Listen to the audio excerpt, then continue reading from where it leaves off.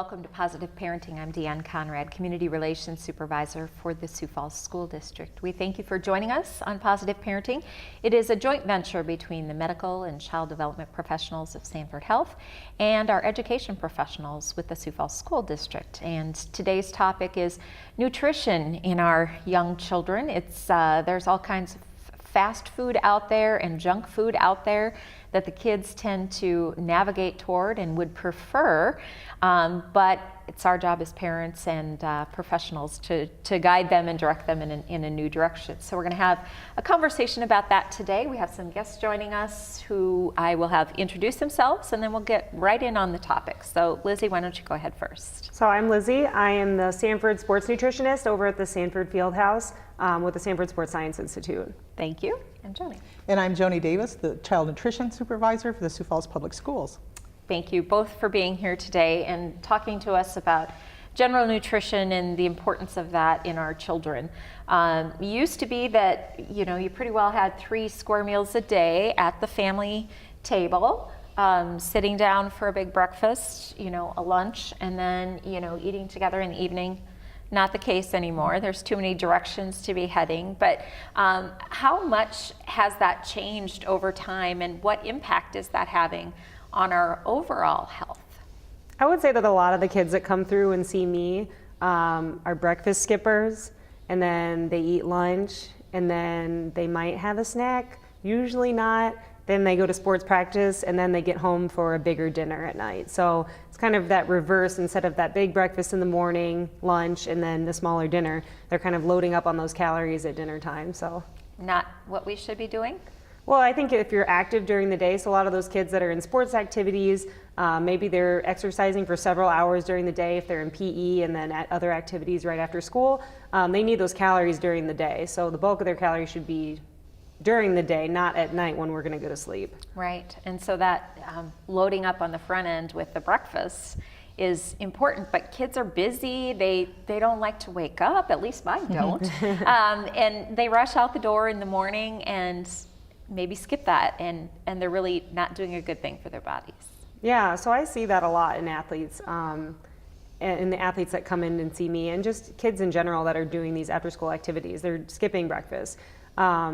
I think that anything is better than nothing. So even walking out the door and having some of those, breakfast shakes or a granola bar, a piece of fruit, anything is going to be better than nothing. I hear a lot of excuses. So some kids say, I'm just not hungry in the morning. Usually you're not hungry, I think, because you never eat in the morning. And the minute that you start kind of to eat in the morning and your body gets into that routine, you do get those hunger signals. Mm-hmm.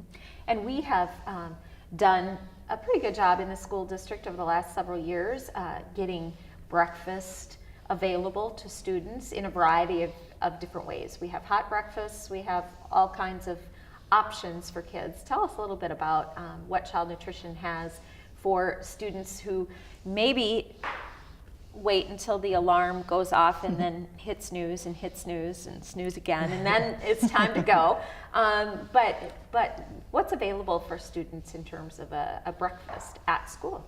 Well, we're very excited that the Sioux Falls School District supports breakfast so wholeheartedly that we do offer the program kindergarten all the way through 12th grade, which is often quite a surprise. People don't think that the senior high kids that we have breakfast available to them. Now, some of the same things we've just talked about, or Lizzie's mentioned, are very true in terms of how we make efforts to get there, but we are very pleased that we do have the breakfast opportunity for a half hour at each high school and middle school and elementary school every day, offering a variety of things, the whole grains, iron fortified cereals, fruits, not vegetables very often, but the low-fat milks.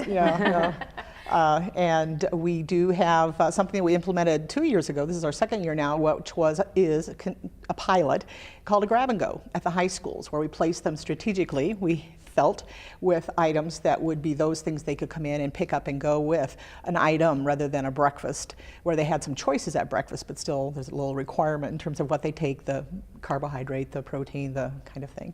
And so those have been interesting for us to work with and see what kids are picking and choosing. And of course, we've been very careful of the kinds of things that we put on there, meeting all the regulations and the smart snacks, and certainly tying into what Lizzie's talking about in terms of what nutrition needs would be for an athlete or any student. Right, and so a couple of those items on there I know are like a cheese stick, yogurt, cereal bar of some sort. So those has been pretty popular, or is still working on gaining popularity? Just the grab and go itself, just that idea of getting kids to school.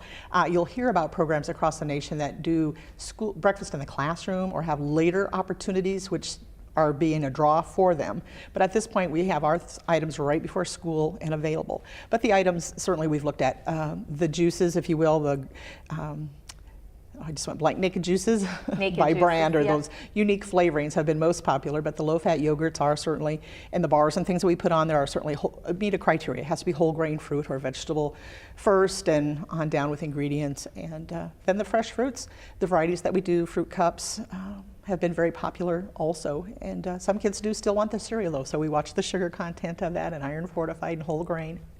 I think it's such a complex, food is so complex these days, where I never used to pay a whole lot of attention to that. And I'm guessing, kids are maybe more aware because of, some of the advertising and things like that has been done recently. But looking at the amounts of sugars and those types of things, are kids paying more attention to that, or they still need some work in that area? I think there's a couple subsets. When you're a kid, you are pulled into what is popular, what are your friends eating. It's not always cool to eat, a kale salad and a pear versus Taco Bell or something like that. So what are our peers eating? And that's something that I fall into a lot when I talk to athletes is, what are you doing to fuel your body? So if you look at the higher end athletes, Olympic athletes, college level athletes, they're not eating those junk foods and things like that. It's mostly those foods that are going to fuel your body for that activity. Versus when you're in high school, you're still not really concerned about, that's kind of just an extra thing that you're doing. Right. Unless you're very high level and concerned about getting to be a better athlete, then you're not probably concerned about what the ingredients are in some of those foods. I think it is catching popularity, so I hear a lot of kids saying, oh, I chose this one because it has less sugar or something like that. But I still, even at the college level, I hear, Cocoa Pebbles for breakfast and pudding cups and things like this. And I'm like, it's the convenience factor and what we kind of grew up with. Right, and that balancing the convenience with the nutritional value is a difficult choice. The federal government makes it harder for you guys, but easier for families to know that when a meal is served, that there are certain levels of carbohydrates and sugars and those types of things, that it's set at a balanced level. Yes, we can provide that assurance. Right. We're very fortunate in Sioux Falls that we've done that for years. We'd had whole grains long before others were trying to implement it so dramatically, fruits, vegetables, and things. So we had some adjustments, though. One of those being that kids do have to take a fruit or a vegetable. But yes, that's the assurance that we would provide. We do a nutritional analysis based on USDA requirements now, that there are the regulations from the Healthy Hunger Free Kids Act that do indicate what the caloric content should be of a meal for breakfast at elementary, middle school, and high school levels, and then does provide guidance in terms of what specific kinds of foods or subgroups are required to attain the vitamins and minerals that we need, with the assurance that the calories are there and that kind of thing. So yeah, it makes menu planning interesting. How do you get those dark greens in once a week? The dark red and orange things that can only be certain things that count, such as the kale and the spinach and those kinds of things, not peas and green beans. But they're green. Yeah, I know. That's colored varies, but understanding the rationale for the deeper, darker colors and what they're going to provide our body, and for the fuel that Lizzie's mentioned that's so critical for all of our students, from the learning on to the activities that they may participate in, from music to band to sports. Yeah. So do you see, are there measurable differences in an athlete or a student that is a strict eater versus those that snack? Does that turn into performance? Does it turn into, what's the benefit if I'm sitting there thinking Cocoa Pebbles or I'm thinking kale salad or whatever?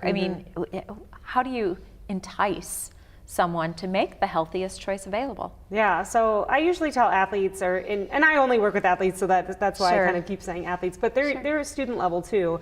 And I tell them that nutrition is something that has immediate benefits. So if you choose that whole grain cereal that we're talking about here, that isn't that grab and go item, versus a licorice or something that you just grabbed out of your backpack, what is the blood sugar effect of that? So that whole grain cereal is going to keep you fuller for a lot longer. It's not going to have that blood sugar spike up and down, so you're not getting to your first period class and feeling that lethargic, slow feeling. Okay, I ate breakfast, but just have another licorice. Yeah, exactly. So I think that when you're well fueled throughout the day with those healthy fruits and vegetables, protein items, whole grains, like we kind of mentioned, you're going to have steady energy throughout the day versus these highs and lows that comes with eating some of those junk foods.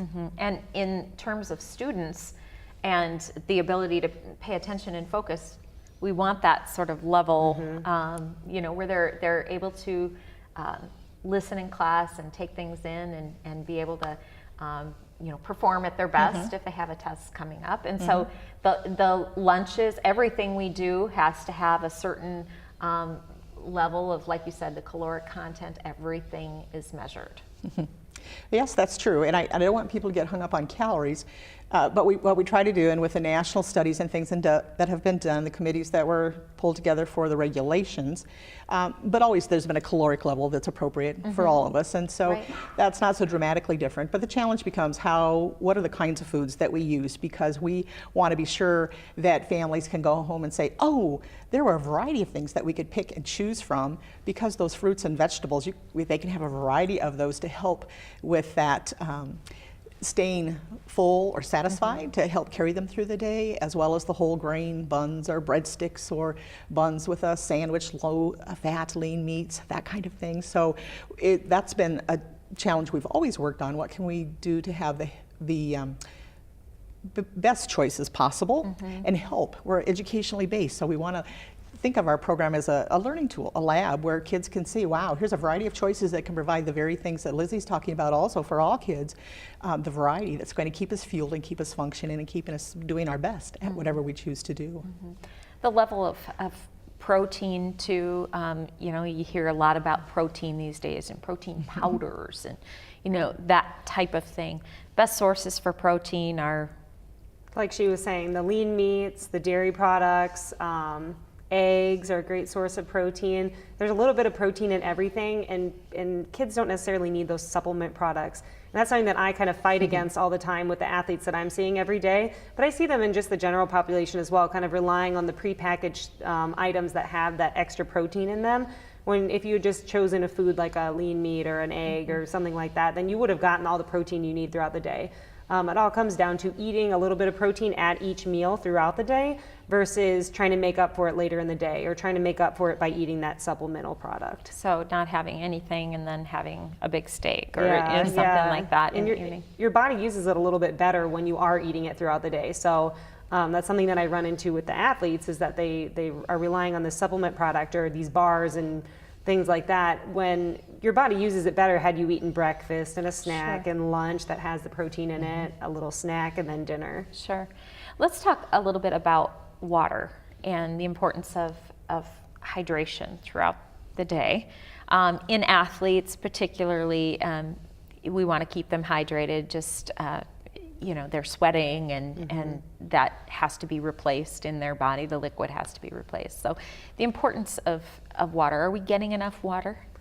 I would say probably not. And we do hydration studies on high level athletes. So we've even done hydration studies on the Miami Heat down, a professional basketball team. And one of the best players on that team was severely dehydrated when they did testing on him. So we're talking about high level athletes are very dehydrated. Now think about that when it comes down to maybe a high school student. That hydration is what kind of keeps our body moving and keeps our brain functioning. And when you're dehydrated, you just can't think properly, which that comes down to grades and that kind of thing. So I encourage everybody to carry a water bottle with them and refill it throughout the day. You don't want to be going to the bathroom all the time and cutting out class and that kind of thing. And then that's kind of where we draw the line. But if you're carrying around a water bottle and sipping on it throughout the day, then I think that's the best way to stay hydrated. Right. And we, in the school district, we have vending machines available middle and high school. Is that right? And there are drinks available there. Water is one Water, of them. certainly, that's the main one. And that we had always been cautious of what we allowed in those a la carte items, if you will, that we sold in school lunch, the 100% juices, but kind of monitoring all those kinds of things. But now with the regulations, there's, for everybody, the opportunity or the requirement to monitor what they're serving. So water is number one, and it is to be truly offered and available to all students. So what that meant for us in the district is to be sure that at our elementary and middle school levels, there were water fountains accessible that kids could go to and get water. We even provide some cups at noon at the elementary level if somebody wants some water, that they could go and get that. So the importance is being emphasized there, certainly, of seeing hydrated versus dehydrated. And then of course we do have water as one of the staples in all of our machines. We don't have any machines, but the buildings have machines, and water is one of the key components that they have in those. And then in our high school programs, then we do have water, and then a few of the flavored, unsugared waters and those kinds of things carefully chosen to meet the regs. Right. It's been you know, probably more popular to have a water bottle or walk around with the bottled water or whatever. You know, instead of choosing the pop, a lot of times you go to activities, athletic events or whatever, and kids are making the choice for water over Gatorade or pop. Obviously, they're still making choices on the pop and the Gatorade, but the difference, I know, I think in my family, I wonder sometimes if my kids are getting enough water, and if you give them a choice, they might choose the juice, or they might choose, you know, something else that's less healthy. But how do we direct people down that path to water? What's appropriate in terms of the amount of water we get daily? I would say that water should be the main choice, and it should be served at every meal as the main drink. So I know at lunch we have something, maybe milk is served, or some of the juices, and that's great. I just think that water should also be a beverage of choice. So throughout the day we're drinking water, maybe at meal times we have a different beverage, but making sure that water is that main beverage we're drinking throughout the day. And so important then again with when people are exercising, that they replenish that and get that water. Yeah, so right after exercise we need to make sure that we're drinking extra water, so even more water than we would need on a non-exercising day. Water is the main choice for any exercise that's easier exercise, or anything under an hour. And then once we really start to get into that heavy sweat exercise, or outside exercising, you see kids at these games or heavy practices, and they're just really sweating a lot under the sun. And that's kind of where I would switch to a Gatorade or something that had some kind of electrolytes in it. So the focus should be on always offering the water up front, which it sounds like at our elementaries we're offering the cups and, you know, variety of things. And I know even at one of our high schools, a student is leading sort of the charge with those new water fountains where you can put the water bottle in, and you don't have to try to hold the water bottle at an angle at the fountain trying to fill it up. But those things, and you do see those popping up more regularly in a variety of places. So it's probably becoming more the norm that we realize this need for the water and what our bodies need. Yeah, for sure. Yeah. So what about like the whole grains? You see a lot of that in grocery stores as well. It will be the sort of sweeter cereal, but it still says whole grain on the front. What kind of choices should we be making with those types of things, where it might be whole grain Fruit Loops or something like that? Is that still a good choice for kids, and if they're looking for, or are we being fooled?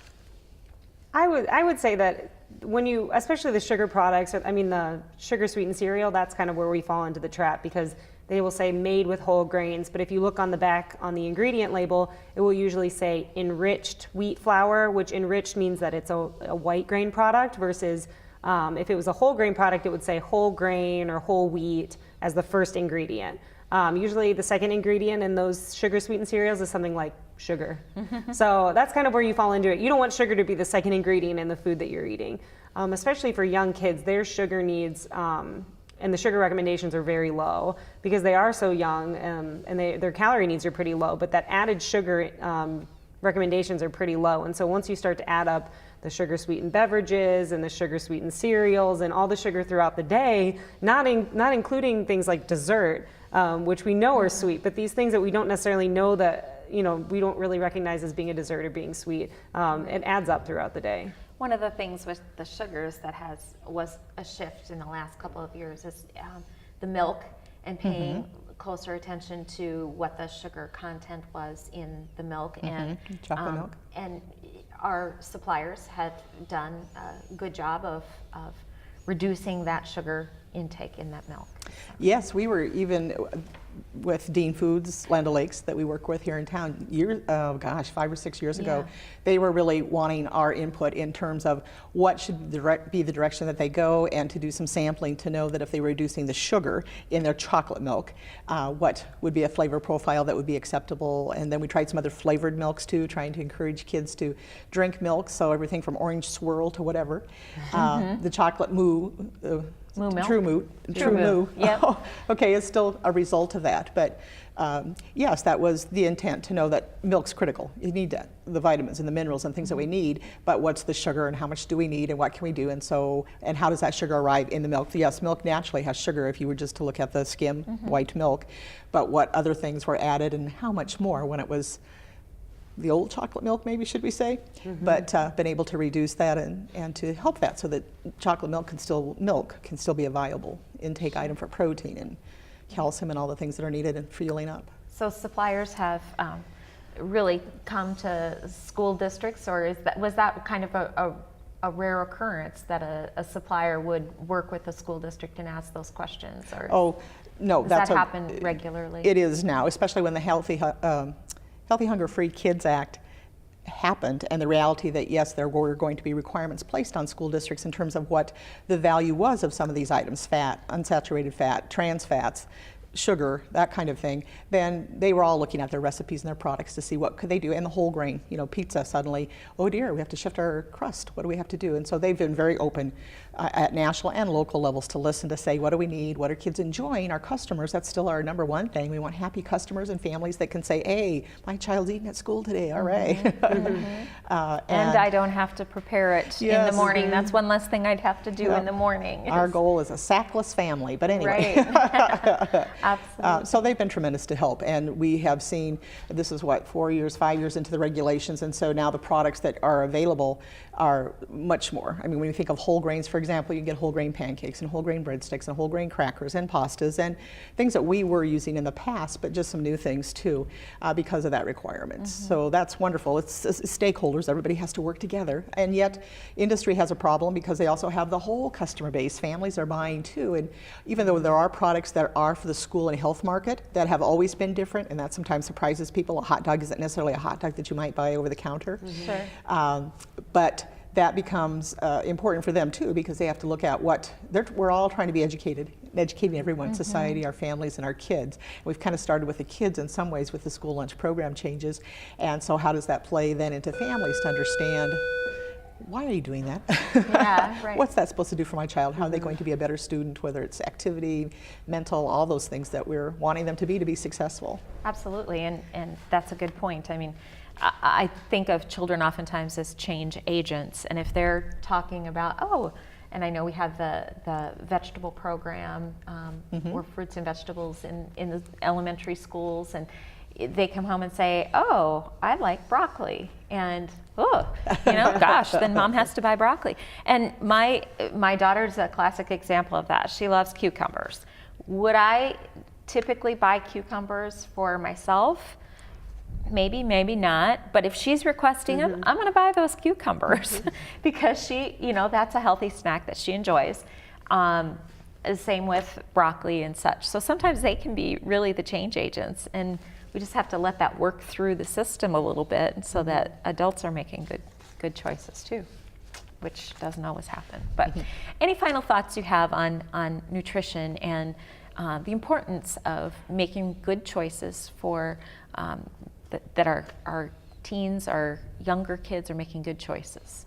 Yeah, so I would say that everything that you were saying about the school lunch program, that's something that I'm a big advocate for. So when I hear kids come in and say that, they didn't necessarily like what was served, or maybe they don't eat lunch every day, or I really try to encourage kids to eat that lunch, to grab that grab and go item and really fuel up throughout the day, because If we're not getting it at school, where are we getting it? And they are educated on the healthy options and eating those vegetables and things like that, which is great, because then once they get up to this higher level and we're working with these professional or college level athletes, then they know about fruits and vegetables. They know about whole grains because they've been eating them since they were kids. So I'm a big advocate for that school lunch, and really encourage those kids to grab those items. Absolutely. And as you said, we always pay attention to what our customers, the young ones, the old middle ones, middle school, high school, what they like, and we're always trying to find those items that are appealing to them so that they make a choice on school lunch.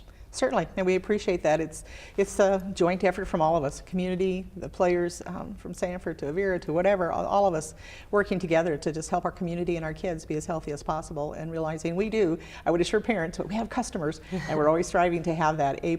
Wow, what a meal every day. So that's our goal. And I always say I've eaten school lunch for a number of years because I mentor a student, and it's the cheapest meal in town. It's the cheapest, most well-balanced meal in town. If you're going to get a little of everything and not just snack on a cereal bar of some sort or what have you, it's an affordable meal, and we can be assured that it's a balanced meal as well. So make those good choices. It's hard to do. It really is hard to do. I feel like I shouldn't even be having this conversation because I'm not the healthiest eater.